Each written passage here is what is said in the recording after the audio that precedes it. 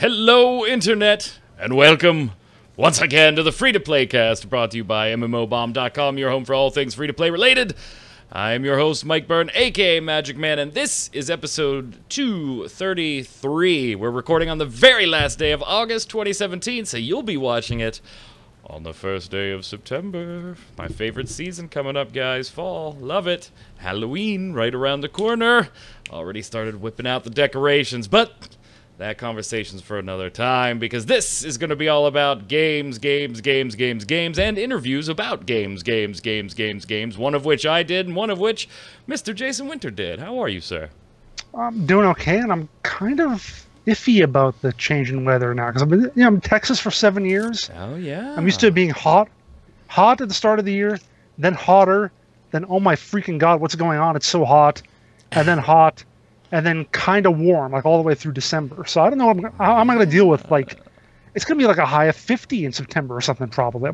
How do I deal with that? Yeah, you're going to be hitting your first batch of actual seasons here shortly. Well, I mean, I'm from Minnesota, so I kind of know what that's like, but it's been a long time. Well, you kind of had both ends of the spectrum then there. Minnesota, where it's always balls cold, slightly not as balls cold, chilly, balls cold, very balls cold. That's about right. I mean, I think Garrison Keillor said it best. The best summer I ever had was a week in Minnesota. So. Also on the line, enjoying that oh-so-consistent West Coast weather, Mr. Zach Sharps. What's up in warm West Coast land? I mean, I wouldn't really call our weather here consistent. I mean, in one day you can have rain, lightning, to just being super hot. I mean, it's ridiculous. But I'm very happy to see some rain starting to trickle in, and hopefully it'll get cold sooner than later. Because I hate the hot. I hate heat so much. So. And yet you live Bring on the on West the rain. Coast. You know, I'm confused. I really thought Zach lived on the East Coast. Honestly, I thought he was. You did? Eastern time zone. No, yeah, maybe I'm really confused with you because I know where you are. Maybe I thought he was close-ish to you, but yeah. Well, the thing is, I'm Pacific Northwest too, so like I'm not like California where it's always hot. I'm in Oregon, and I lived on Washington as well. So so yeah, you get all the rain fun up there. Yep. Well, speaking of weather, obviously our hearts and thoughts go out to those affected in the United States by Hurricane Harvey in the southern portions of our country, particularly in the Houston, Texas area. Lots of things going on there. We put up an article today about Smite and High Res doing a donation thing there. So if you're looking for ways to contribute and can't get there yourself, but you're a Smite player, hey, that might be a nice thing. And they've also provided information on other places you might want to donate if you feel so inclined, so that you don't get scammed. Your money can actually go to actual useful there, and hopefully if we have friends in the Houston area or in other areas of Texas that are impacted, we can distract you for an hour off of the troubles by talking about some fun stuff, including some great interviews. So let's get started. And we're going to start off with an interview about ships and water and oceans. Well, all right. So Jason, I had a fish tank, by the way. I had teased that I was going to be doing a Dauntless interview this week, and I did do that. But you also did an interview because our friends over at World of Warships were getting ready to send the British battleships into the game, which is a pretty big update for them, and I'll let you cover what the update itself is first to kind of segue into why we were doing an interview, and then maybe let's chat about a few things that you found particularly noteworthy in the interview. So first off, what's up with the update itself? Well, they're introducing British battleships. It's the 16th line of ships they're bringing to the game. Actually brought to the game. They're in now, just came into yesterday's patch. You know, just in case, because people know I'm a little crazy about this game. I'm playing it a lot. They approached us about it. I'm not like going to them every day. Like, can we do an interview? Can we do it? Please. No, they approached us, asked us if we'd like to talk about it. So we said, okay, sure. I'll do a little bit on that. And yeah, like the British battleships are in the game now. And one of the things, you know, the first thing I wondered was, you know, well, you think about, you know, military history. What is one of the things you hear about through the years? Like the British Navy. Yeah. Like that's been like the huge thing for like half a millennium or so. Yet the British have been kind of underrepresented in World of Warships, and I asked them about that. I'm like, why did it take so long? They've had the cruisers in the game, so why does it take so long to get the battleships in? And one of the things he said, I talked to Trevor Smith, their community manager. He does a lot of, you see him on a lot of the videos. He does streams and whatever, so he's out there a lot. He says one of the things that held up British ships in general is getting the technical information regarding their construction and capabilities from the British government. So, I mean, we've joked about World of Warships having their own, or all the wargaming stuff having their own historical accuracy guides. Like they have staff historians or something and stuff like that. So that's so weird for a game. They almost need diplomats too. It's like, like they have to have their own State Department to talk to the British government about ship plans or something. The ambassador to wargaming, the UK ambassador to wargaming. I thought that was really interesting though, because I thought, yeah, like you know, and we've talked about this offline before, and how their lore guys are kind of replaced with the tech guys, the people that know all about the tanks and the ships and the planes and from what regions and from what years and what they were capable of. But not only just knowing that type of history, but they were talking about they actually take the time to get their hands on technical documents from governments about these warships, and that can tie things up. I was like, well, that's a step I didn't even think they were going. I thought this was guys that really knew this stuff opening up their history book library behind them and making sure everything fit, but they take it even further than I thought. Yeah, when I talked to the Armored Warfare guys a couple of years ago when they did their thing out there, they of course tried to make their tanks as accurate as possible as well. I don't think they talked about so much like officially contacting the government of various nations. They talked about, like you said, looking at manuals, looking online, finding a picture and seeing like, oh, this panel was here on this tank, or another variant has it on the other sides, whatever. So that's how they were going to do it. And I'm sure the warships and the wargaming guys do the same thing. But to see them actually have to like contact and try to get official plans, especially for like, these are warships like 70, 80 years old. You'd think those would be declassified to the point that you can get them fairly easily, but I guess not. So here's a question for you, and Zach, maybe you're thinking along the same lines too, and wondering if you talked to them about there. With all of these ships, and for all these titles, but World of Warships in particular, since that's the one we're talking about right now, yes, you have this historical specs of what these vehicles and ships were capable of, and what they were good at, what they weren't good at, with their maneuverability and stuff like that, but you're playing, at the end of the day, you're playing a game. Right? You're not playing a simulator of the most realistic battle. Like, if you've got a U-boat against this type of ship, in the context of the real world, that would never happen because one would wildly outclass the other one in any particular arena. So does that get taken into consideration? Like, the gameplay versus the reality of the situation? Did you guys talk about that at all? I thought you said Zach. I was like, Zach looked like he had the same type of question brewing in his mind there. I mean, they talk about how they do edit stuff. I mean, they try to get as realistic as you say. Like I said, so they'll have ships that, the bigger shells will do bigger damage and so on. But of course, ships have hit points. A ship has 35,000 hit points. What does that mean in context of reality? Is a 30,000 hit point ship really 3 times more durable than one that has 10,000 hit points? Number of rivets. Yeah, they have to. So they do talk about tweaking things, and didn't so much get into that in this interview as much. But yeah, that's the sort of thing they always have to do to balance out between gameplay and also realism. I just find it very interesting that they are so historically accurate. I mean, you usually don't take that time to make sure that that's a thing just because it costs money. It takes time, and it takes time away from development. So it's like, it's really cool, but I mean, it's kind of like what Mike sort of asked. I mean, how much of it really affects gameplay, and is it really something that should be so heavily focused on? But it is a really cool thing, and I think that speaks to why the world of whatever games are so popular, is because they are taking time to have that attention to detail rather than just throwing out content. So it's cool. And Zach, for people like you and I that don't play World of Warships as heavy as somebody like Jason Winter does, it was nice to see that some of the lower tier British battleships were pretty easy to get with just a couple of missions to go through. This wasn't like all high tier. Obviously, there are the higher tiers, and you want to work towards those. But it's nice to see an update where, okay, I want to go mess around with those ships. You can get a couple of the lower tier ones for newbies like us very quickly. I really appreciated that portion, Zach. Yeah, I mean, that's really neat as well, because I mean, you get to a point, especially in these types of games, where there's so many different options, where you come out with new options, and you have to sort of figure out as a developer, like, how high do we want to place these? because you could easily completely just dissuade anyone who wants to maybe start playing the game from playing the game, just because there's so much high tier stuff out there, and you start with such a little low tier stuff. And how is the balance in regards to that and all that? So it's really neat that they did that. That said, when I played yesterday, I was just going to ask you, if you have a couple of them already, how are you finding playing with them to be? I actually didn't play with them yet because I don't have all the ones I'm going to be awarded, because I still had to finish up one of the missions. But when I played yesterday, when I was looking at the queue, I was playing my cruisers. You know how it shows number of vehicles in each class. It was like there are 4 carriers waiting in queue, 5 cruisers, 3 destroyers, 87 battleships.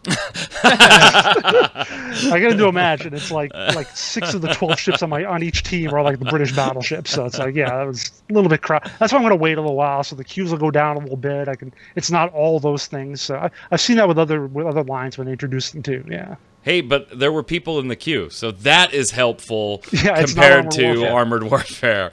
Which, by the way, I mean, it didn't make the show notes for today. Speaking of my.com, total tangent here. Cloud Pirates going away next month already.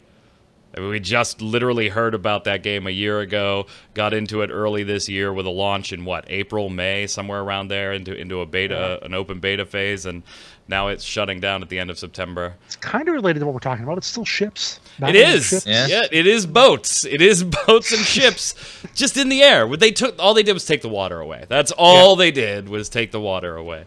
Only we could do that to Houston. Yeah, so my.com, my.com not having as good a time right now as Wargaming is. The other interview we did, which we kind of teased last week, that was coming, with a few questions that I had, were Dauntless. I got a chance to chat with the man, the myth, the legend himself from Phoenix Labs, Jesse Houston, one of the co-founders of Phoenix Labs, and also the executive producer on Dauntless. And of course, I asked a couple of the basic questions to get things started. Obviously, people are going to compare this to Monster Hunter. How do you feel about that? They were very flattered, right? And I'm sure they would be, but I don't think people were comparing it to Monster Hunter, saying, hey, this is as good as Monster Hunter, in which case, yeah, be flattered. It's the same genre, whatever. But so they liked that, and some of the stuff as far as being compared to other titles. They look at themselves more as a Warframe or a Path of Exile, where it's a grinding type game, rinse and repeat. So, and I can see elements of that in obviously in Dauntless as well. Where I had questions, though, Jason, from Alpha, which we went into depth with last week, I asked those questions, and I tried to find the nicest way, non-dickish internet way of asking questions that players have, right? And that's our job. We need to ask the questions. To not be dicks. Right. We need to ask the questions, Zach, but we got to find a way to not be that game sucks, go away, gun to head / emoji. I mean, we got to find a way to ask the questions. Gotta hug and stab. Hug and stab. Hug and stab, right. What is it? Walk softly but carry a big stick type deal. So the first thing we got into, and Zach, have you played Dauntless at all? No, I mean, I kind of want to, but a lot of you guys' complaints on last week's show and, areas of feedback for them were completely accurate to what I was watching on Twitch. So I was completely in line with your guys' opinions. So obviously I asked about alpha content, first off, being limited. Although we could get a basic feel for the game, what it was going to be. And Mr. Houston, Jesse said that they're actually finding people spending tons of hours in just that content in the first week. And they still have a bunch of other stuff that they're going to implement. They're happy with the feedback so far. And now I was making the point about Alpha, and Jesse had this to say. While Dauntless may be a little rough around the edges, we believe in developing the game alongside our community. The game you play today will be very different from the game in 2018 and beyond. One of our core values is to build the game transparently and work closely with the founding community. This may mean some content isn't ready for everyone on day one, but that's okay. We're in it for the long game and look forward to joining them in the future. And while it's a fairly typical PR answer, right, to be given, Jason, I think that's exactly what we saw in Alpha. I don't think that it was just PR speak. That aligns perfectly with what we've seen in Alpha, what we're being told is coming in closed beta, which literally starts tomorrow, the 1st, and then on into open beta. So no surprises so far, right? I don't know. If you're saying the content isn't going to be there on day one, then it's not really day one, is it? Yeah. Not when you have alphas and open betas and closed betas and so on. Then you're still in development or something. I don't know. Zach, one of the things we obviously wanted to talk about was monetization. I mean, they've talked briefly about it in some areas, nothing in depth. We assume cosmetics, we assume some types of things like that, because this type of gameplay could be inextricably broken with anything pay to win, right? It's such a confined loop of activity that if you break it with pay to win, you make the entire content, the entire experience irrelevant. So that left cosmetics. But then some of the things the team is saying, Jason and Zach, lead you to go, well, you don't want to put certain... How are you going to do this to balance this out? Here, let me ask. Here's the question I ask. Being free to play, obviously players want to know about the game's monetization plan. I'm sure cosmetics come into play here, but what else is Phoenix Labs envisioning in the way of being profitable? It seems like a game that totally gets broken at its core if anything hits the pay-to-win mark. And Jesse said, you can load into the Founders Alpha today and see our plans for monetization. We're firmly against pay for power. We believe that it's critical that when you see a Slayer walk through Ramsgate in badass gear, that you know they earned it by defeating a behemoth. We've seen lots of great feedback around customization and cosmetics, and we plan to expand our offerings as we continue into beta later this year. More armor dies, flares, emotes, cosmetics, player creation, stuff like that. Here's my question, Zach. Does that limit you then to just like the dies of the gear? A statement like that kind of says, even cosmetic gear, we want you to be able to see somebody walking around with badass gear and know they got it from a behemoth, not spending $5 in a cash shop. So wait, are you doing like cosmetic armor or not? Or is it just going to be relegated to, we'll give Zach 15 different dies and then he can buy some or farm up the in-game currency, if there is one, to buy different dies if he wants that badass armor he got from a behemoth, different colors. I kind of got a little lost in this one on what the cosmetic plan was, if it was anything but that. Yeah, I don't know. When it really comes down to it in terms of monetization, people are going to have gripes over it no matter what. I mean, with Path of Exile, people say, oh, well, you have to pay to be pretty. Well, okay, well, everything else is free for you, so what the hell is the problem? All right, well, with this game, if they do anything that's, you know, cosmetic, people are going to say, oh, well, then that means that those cosmetics you can just buy and you automatically look awesome, and it's not like an accomplishment to do something else and look awesome because someone can just buy their way to looking awesome. It's really just the issue of they just need to do something that's ethical, that works for the particular genre, and they just need to run with it and don't really care too much about what other people are saying. This game's going to be popular regardless. It's a Monster Hunter style game. We've been starved for that here in the West. So a lot of people are going to play it. A lot of people are going to love it. And a lot of people are not really going to care if they, you know, add in even like a little bit of boosters here and there, depending on what they boost in particular. They're not really going to care if they add dyes or cosmetics that look awesome, you know, in comparison to the end game gear. Because in the end, most people who actually care for the game, that actually want to see it be developed, are going to pay a little bit of money anyhow in the end. So it really just depends on how they implement things and how much they, you know, go forth in terms of like the sprawling monetization systems and how much they develop around that too. Because we see a lot of games take particular gameplay elements, design their monetization completely around it and the gameplay element around it. So you end up having a complete mess of, oh, well, this is no longer a fun system because now there's monetization tied into it. As long as they avoid that, I don't think anyone's going to have an issue.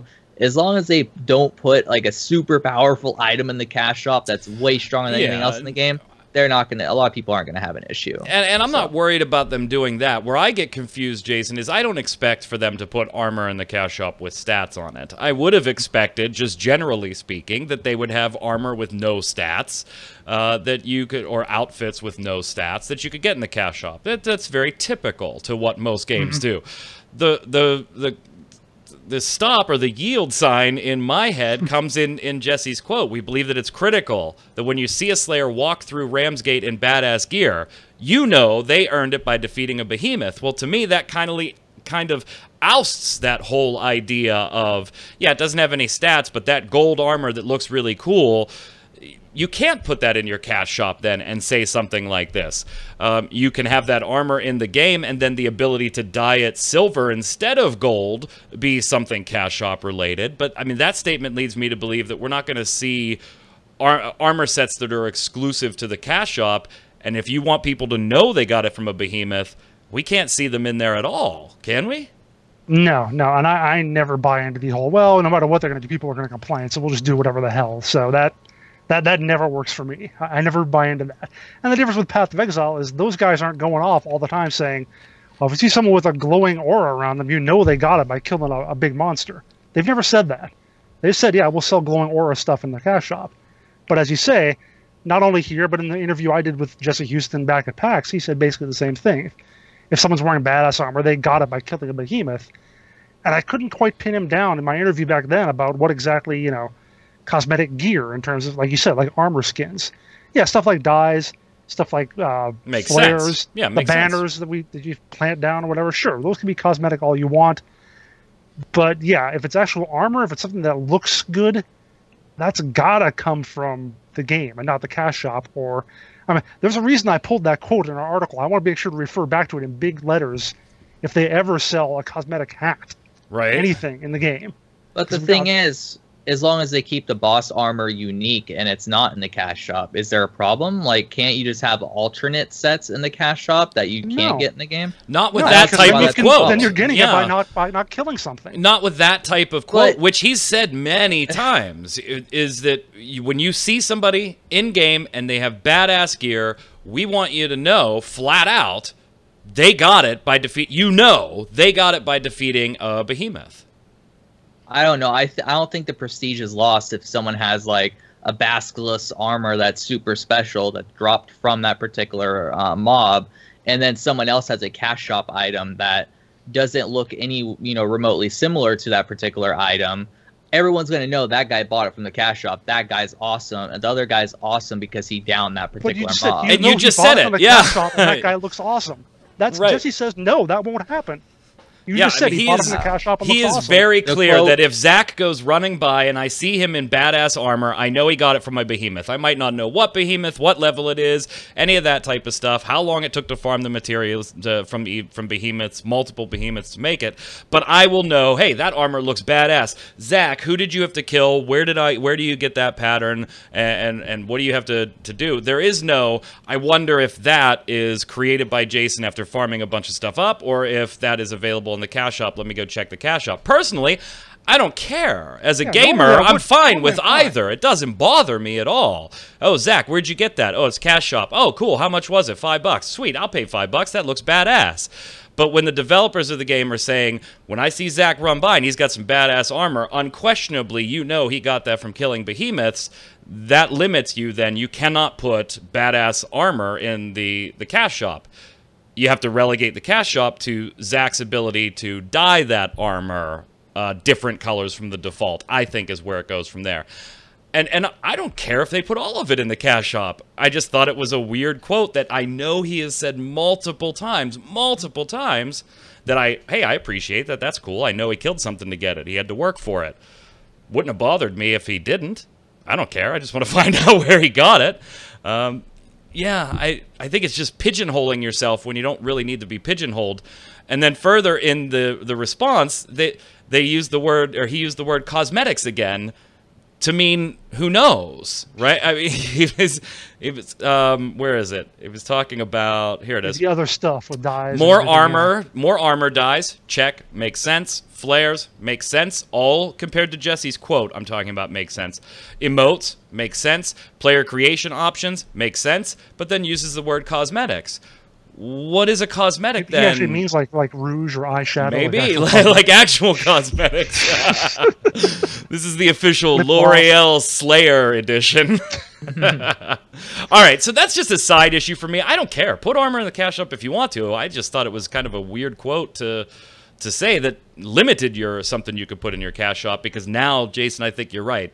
The minute you put a chess piece with no stats in there, somebody's going to nail you on this quote that you've said an awful lot before and say, you said I would know by seeing the gear. Anyway, one of the things that was more important to me, though, Zach, and I do want to get your take on this because Jason and Troy and I talked about it at length on the last show, was the party scaling and the scaling of the difficulty of the behemoth that you're fighting. We did confirm with them something that I had seen them reply or post on Reddit, that the behemoths do scale to party size, which makes sense. I don't think any of us expected otherwise. So you going in solo, it's going to be challenging. You going in with 3 other people, it's going to be challenging on a bigger scale, you know. And you don't see hit points or anything like this, and I'm totally okay with that in this style of gameplay. I get it. But I was more concerned with something that I was experiencing, and I wanted to know, was this just because I was in the early stages of the alpha period, or is the game doing something behind the scenes here? So I asked this question, Zach, how about scaling? I saw a Reddit reply from Phoenix Lab confirming behemoths scale to party size, but do they scale according to party gear?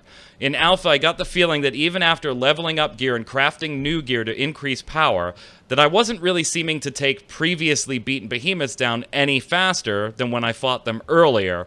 Was this just early Alpha gameplay, or can you give us a peek behind the curtain? Jesse said it's important to us that parties of any size can enjoy Dauntless. Behemoths will scale depending on party size, so that a party of 2 players have the same challenge as a party of 3 or 4. Makes sense, right?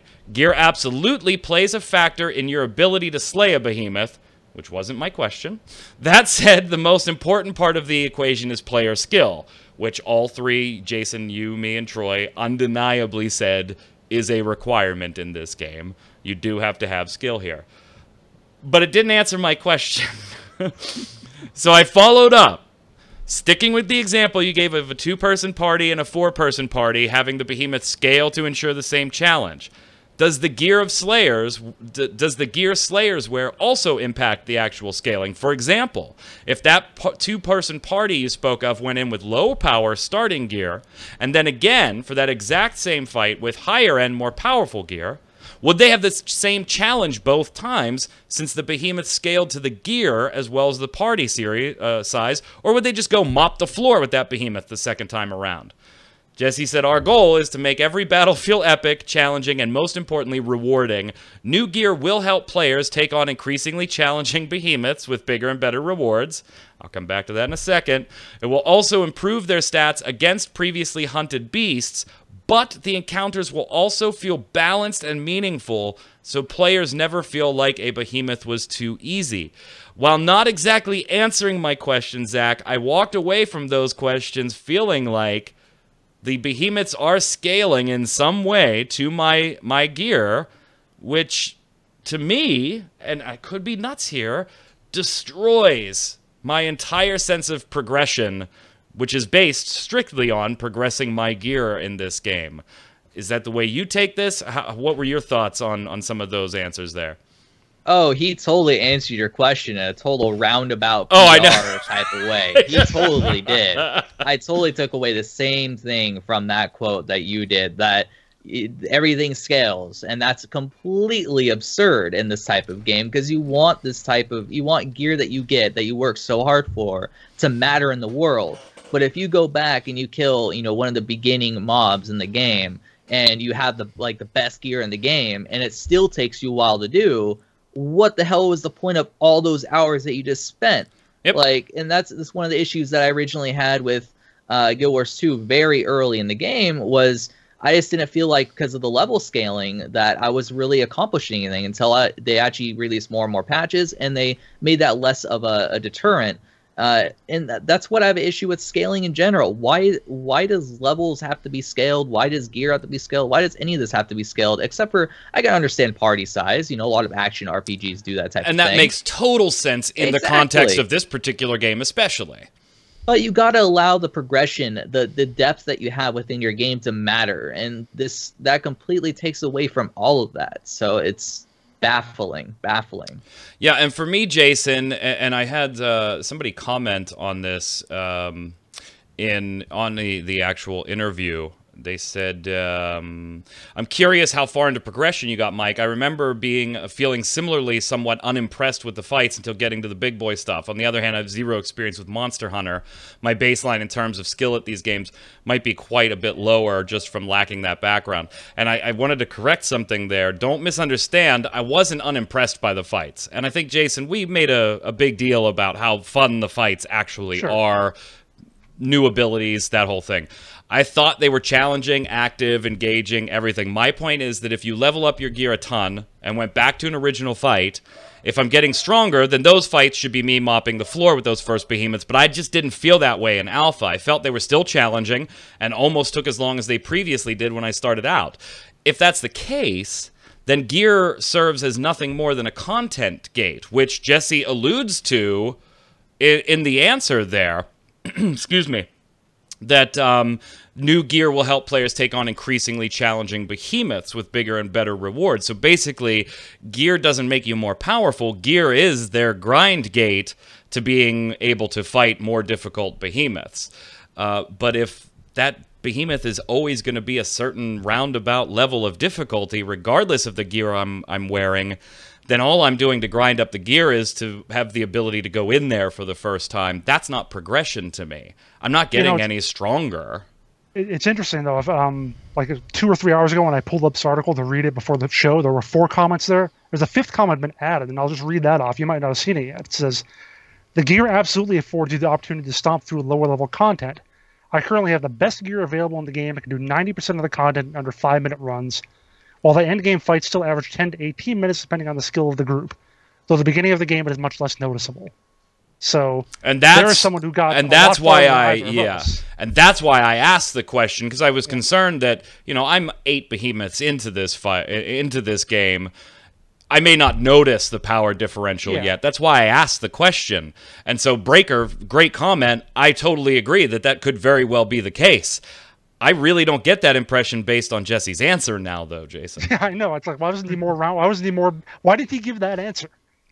Well, it could be one of those things where it takes a really long time for you to even notice it to occur. I mean, that could also be an issue. I mean, yeah, you're right. Depends on their philosophy and everything, and if that's what they want to do, that's what they want to do. But that might deter a lot of people from actually caring about, you know, their progression more than like another game where you actually get a new piece of gear and you can visually see based off your damage, you know, that new piece of gear in action. And I think that's one of the most satisfying things about these types of game is when you finally get that piece of gear, you get to see that health bar or that mob, you know, start to, you know, get completely conquered a lot quicker. And you're like, oh my God, that piece of gear is amazing. I need to get more of this gear. And that's one of the things Jason doesn't like about the game, not seeing a health bar or stats or things. That's sort of, I get it. It's not the killer for me. Zach, you may totally be right. I mean, we're talking about starting with weapons that are power level 20.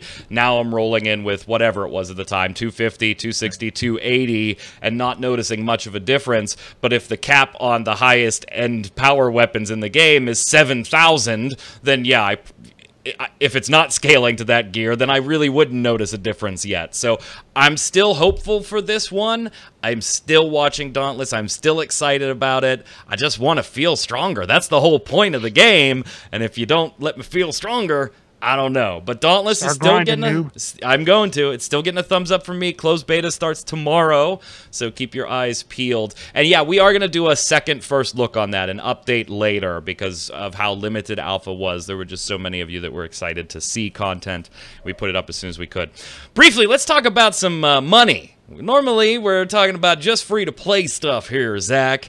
So let's talk about actually spending some money in these free-to-play games.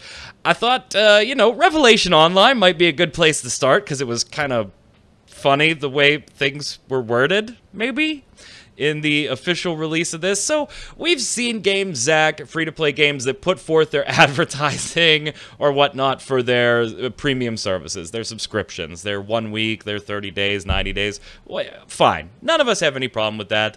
If you want to go and get it, go ahead and get it. And so my.com put forth theirs on Revelation Online, did a whole post and breaking it down, and, you know, it's $2 per whatever, okay? It was a little confusing the way they worded it to begin with, but whatever. Here's what I found pretty funny about the way they worded this. My.com's hoping to convince you to throw some of spare change at the premium service here in order to make things a bit, quote, more comfortable for a whole month. Which, Zach, that quote just struck me as incredibly funny, as if My.com was like, we know our game is uncomfortable. So here's how to make it more comfortable for a month. I thought it was ridiculous wording. Am I just reading into that? It was pretty straight and to the point.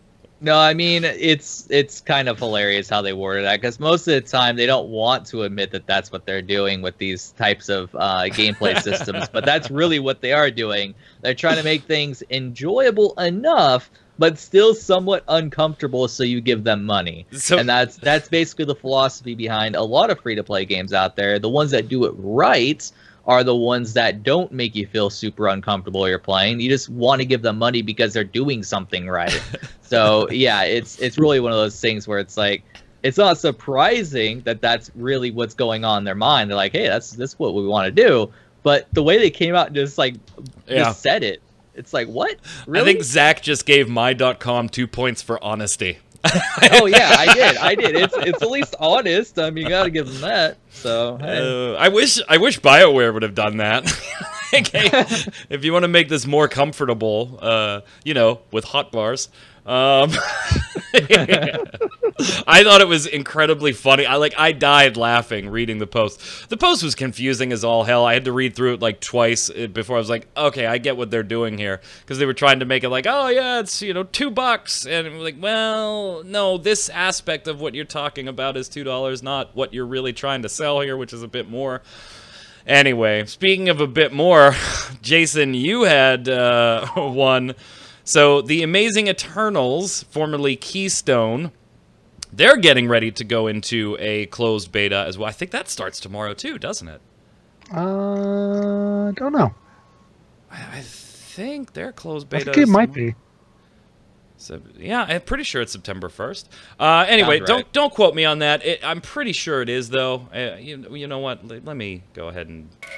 Go ahead. You talk. Beta. Yeah, you go ahead and tell people what they would like you to spend money on. Oh, so I'll do the other part. Okay. Yeah, they want you to buy Founders Packs. Who doesn't want you to buy Founders Packs? And like most games, it has the basic one. You know, the basic one is $19.99. All it gets you is access to the closed beta. That's and 2,886 tokens.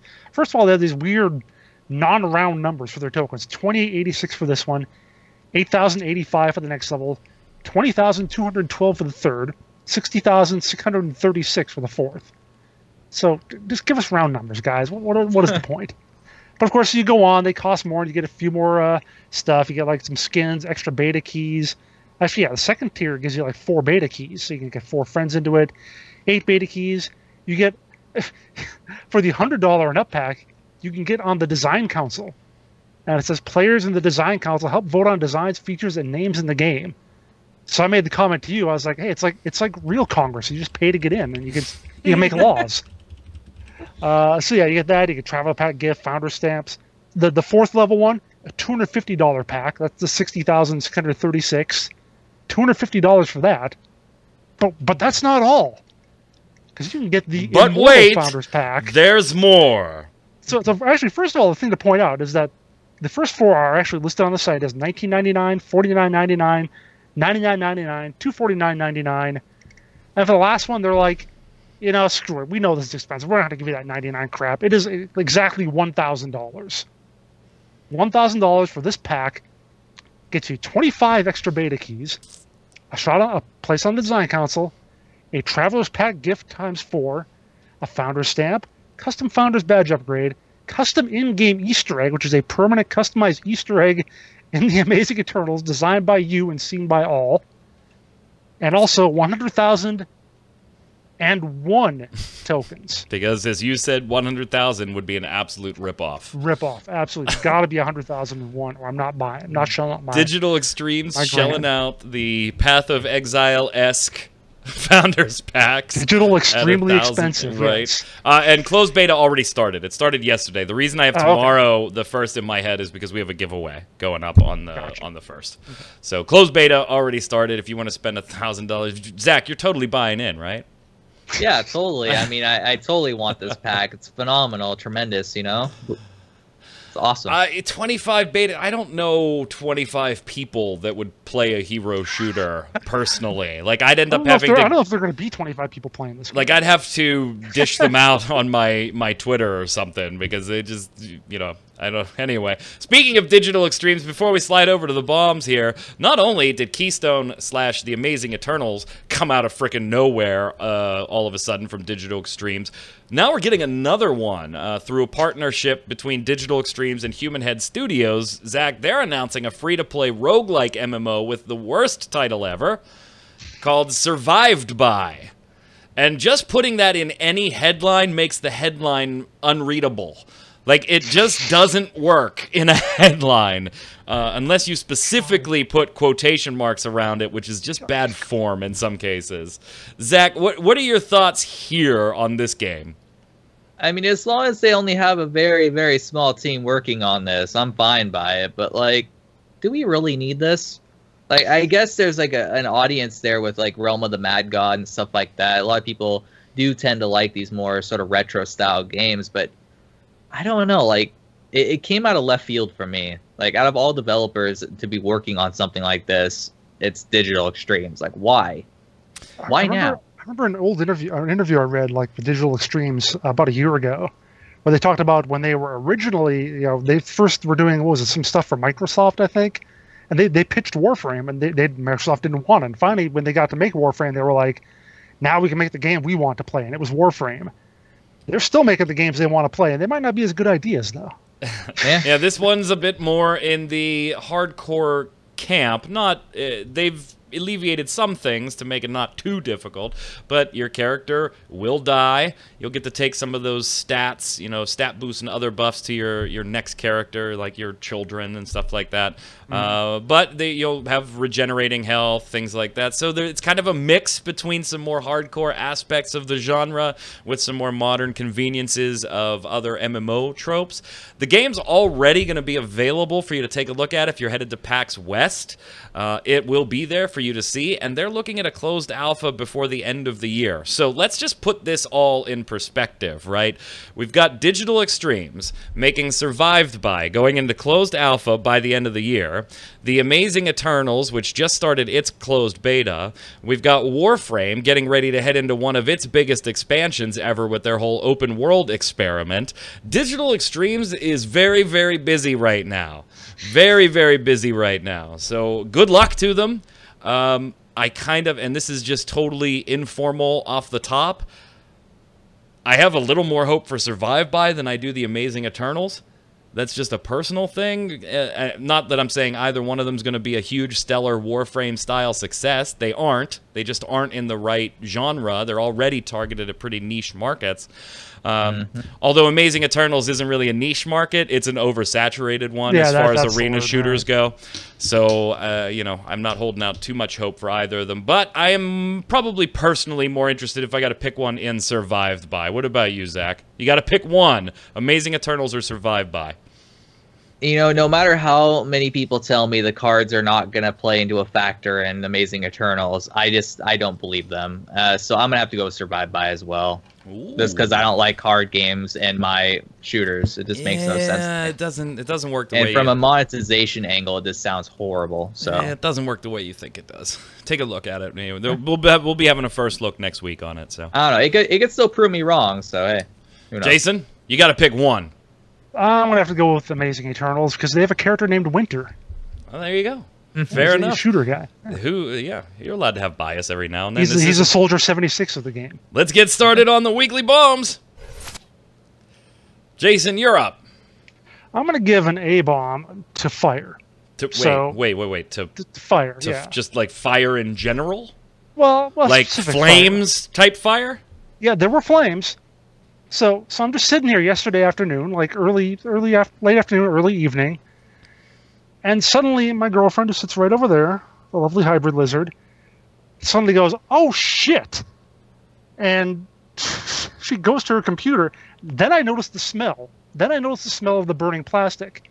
All right, so you had something, you know, a cooling thing, something melting, right? Something easy. And then as I looked, it's got like it's got ventilation on top, so there's a bunch of little holes. Yeah. There was actual flames inside her computer. Oh, so no, this wasn't like a little, oh, there's a wire melting somewhere. Oh, there was a wire melting. Oh my god. There was a wire that melted, all right. Oh my god. Everybody's okay, I take it.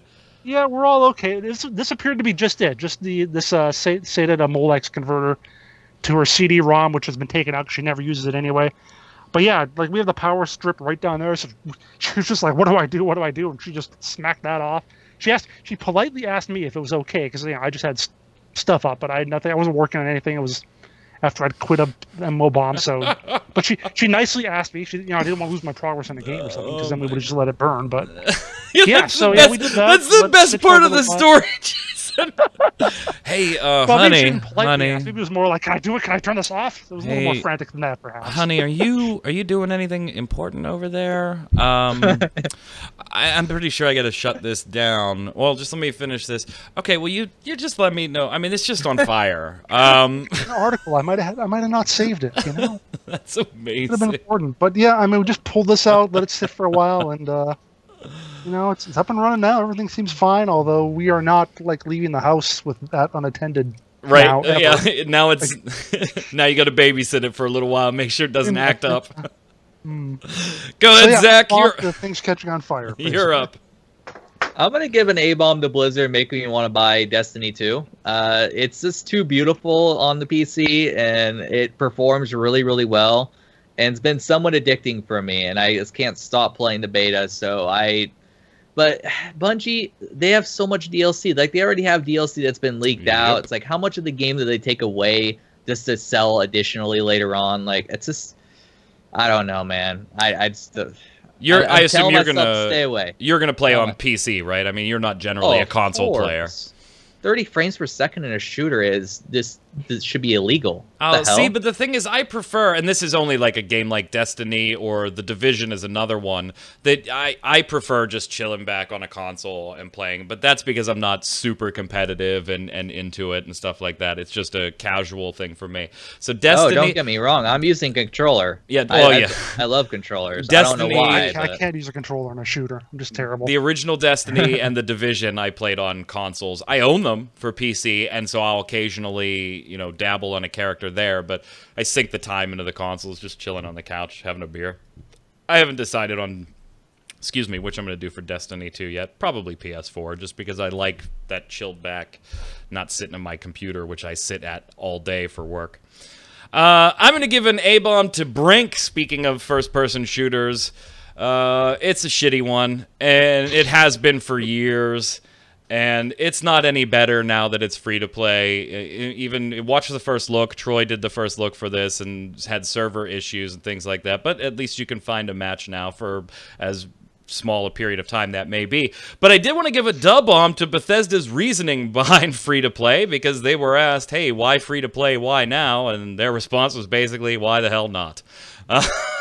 Apparently they were charging, and I didn't know this, they were charging 99 cents for the game on Steam for the longest time, and somebody looked at it and was like, why the hell are we even doing this anymore? Put it out there for free, and if somebody wants to pick up all the DLC, which runs you about $5 total, we'll make a couple of bucks that way. Why are we trying to sell this for 99 cents? So, why not is the best answer to why'd you go free to play ever given. Go ahead, Zach.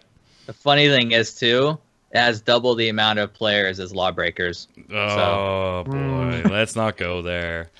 From the viewers... I will see that horse stuff. Elusive X-Treasure says, dub-bomb to Rift, again, or rather to New Beginnings on it. I did something insane even for me. As you all know, I'm known to delete max-level characters to re-level them because I enjoy the leveling experience far more than endgame. You're crazy, Elusive. You're crazy. The hubby and I did that 100 times. Deleted and recreated 2 accounts worth of characters. Oh, we did that times 100. Sorry. Deleted and recreated 2 accounts worth of characters to restart because we decided to kick WoW to the curb and make Rift our game. We've been dabbling in several MMOs, including Rift, and we'll probably still dabble in Secret World, but the truth is that we needed one to call our home, and Rift just fit the bill. This was a long time coming, and I'm having a blast. See, okay, in that case, Jason, I get what they did. I get that. Those people that just level, delete, that I don't get. This I totally get. Hey, this is going to be our game now. Let's both start over. We'll do it all together. We both enjoy this part anyway. Elusive, I'm with you and your husband. But you're also crazy in that you just do this generally to begin with. That part I don't get, Elusive. You're nuts. And that's fine. And I've leveled, we've leveled characters together, made new characters. We don't delete the old ones. So that's the part I don't get. That's crazy. That's crazy. Well, she must be crazy. She watches us. That's true. Go ahead, Jason. All right, Nesogra says a dub bomb to ArenaNet for the Path of Fire Elite specs and a massive dub bomb to ArenaNet how they implemented mounts. Most of the new Elite specs have more flavor and new mechanics to play with than their Heart of Thorn counterparts. Would have been nice to have more time to test them, but the X-Pack will be here soon enough. When I first heard about mounts, though, the leaks I was actually dreading. When I first threw the leaks, I was actually dreading their addition. Yeah, the stuff was leaked like 3 or 4 months ago. Yeah. Showed off a lot of that stuff, so yeah. There are so many games like Breath of the Wild that make mounts a boring movement speed boost at the cost of the more interesting movement mechanics like platforming, climbing, gliding, etc. that make exploration far more fun.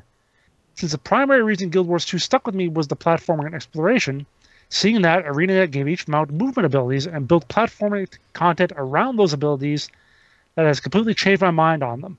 Mounts in Guild Wars 2 are amazing.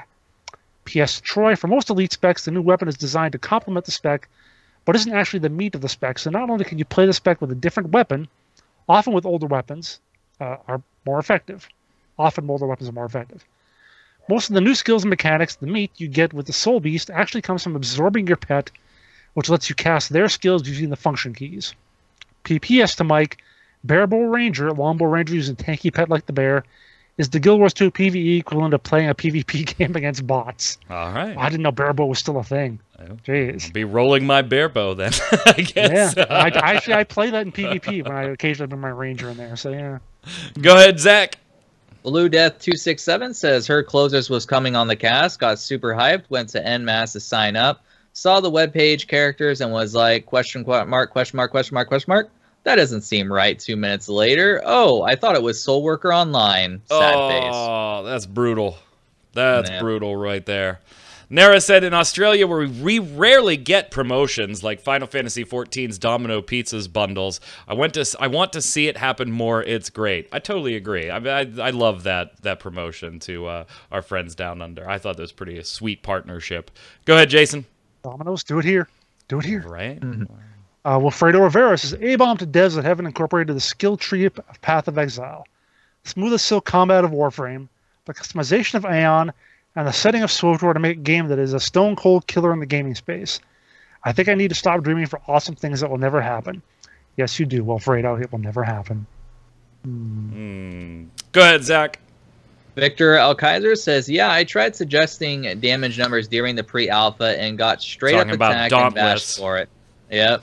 Which is funny because Monster Hunter Online has the option for damage numbers. So go figure. Yeah, I mean, I personally saw that as a weird thing as well, but that's me. There's more to that. Oh, there's more. Oh, edit.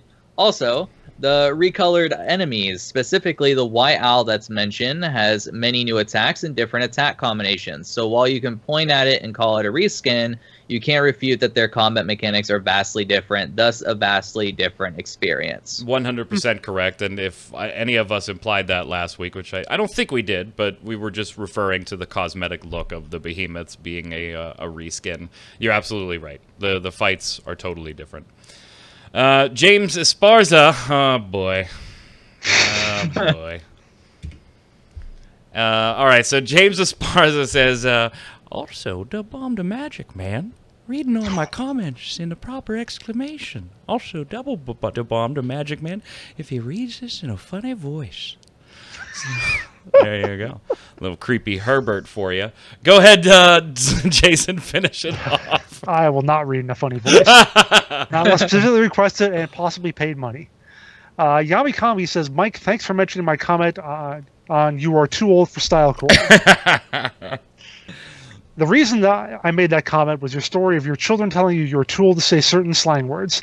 So yeah, I just wanted to give you the heads up to why I made the comment. No problem, Yami. We got it.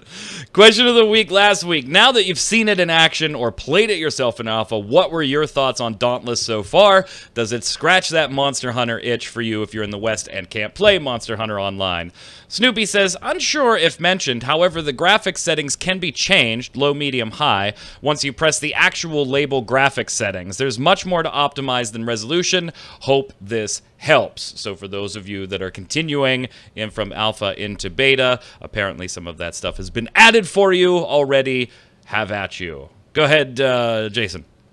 James Esparza says, I will be keeping my eye on Dauntless to see what it looks like close to launch.